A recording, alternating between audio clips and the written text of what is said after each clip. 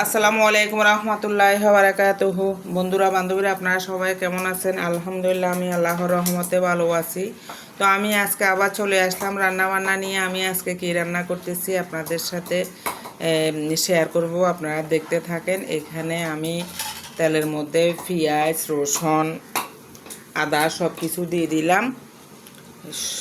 সব আমি তেলে ভেজে নিচ্ছি। এখানে একটু টমেটো সস দিয়ে দিলাম। তো আমি টমেটো সসের মধ্যে এই ময় মশলা সব কিছু দিয়ে দিব। যেহেতু আমি একটু তেল কম খাই, তাই আমি হয়তো একটু পানি না হলে টমেটো সস দিয়ে দিই। তাই আমি ময় মশলা দিয়ে দিছি, ওই যে পানি না হয় টমেটো সস দিই, কারণ যেহেতু তেল কম খাই সেহেতু আমি এগুলোর মধ্যে ময় মশলাগুলো কষাই ফেলি।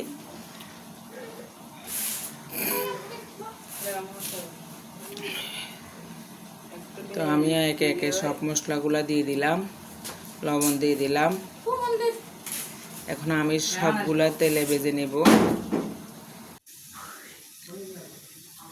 তো এখন আমি এখানে আলাদা মশলাও দিছি, যেহেতু আজকে আমার মেয়ে আসবে, এই জন্য আজকে রান্নাটা আমি ভিন্ন রূপে করতেছি।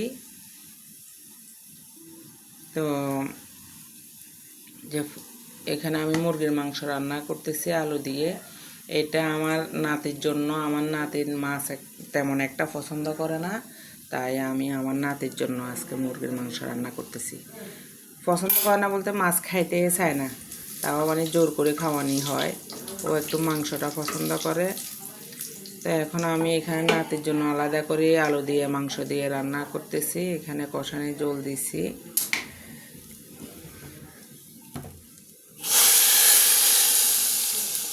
তো এখানে আমি ইলিশ মাছের ডিম ভাজা করব।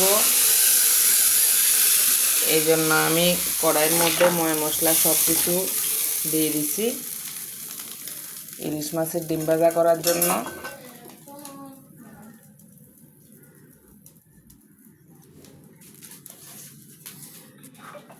তো এখন আমি ডিমটা ঢেলে দিলাম, হয়ে যাবে। তো একটু পানি দিছি, আগে তেলে ভাজা করে নিছি। তেলে ভাজা করে নেওয়ার পরে আমি পানি দিছি, আর একটু ফেয়ালার মধ্যে যে ডিমগুলা লেগেছিল এগুলা একটু দিয়ে দিলাম ডিমগুলা। এই যে আমার ডিমগুলা মাশাআল্লাহ হয়ে গেছে, অনেক স্বাদ হয়েছে, কালারটাও দেখতে অনেক সুন্দর হয়েছে।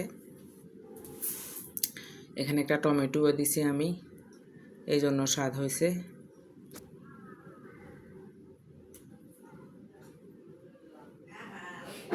তো এখানে আমি ইলিশ মাছ রান্না করব। ইলিশ মাছ রান্না করার জন্য এখানে পেঁয়াজ, রসুন, আদা, টমেটো সস সব কিছু দিয়ে দিলাম। এদিকে আমার মুরগির মাংসটা রান্না হয়ে গেছে।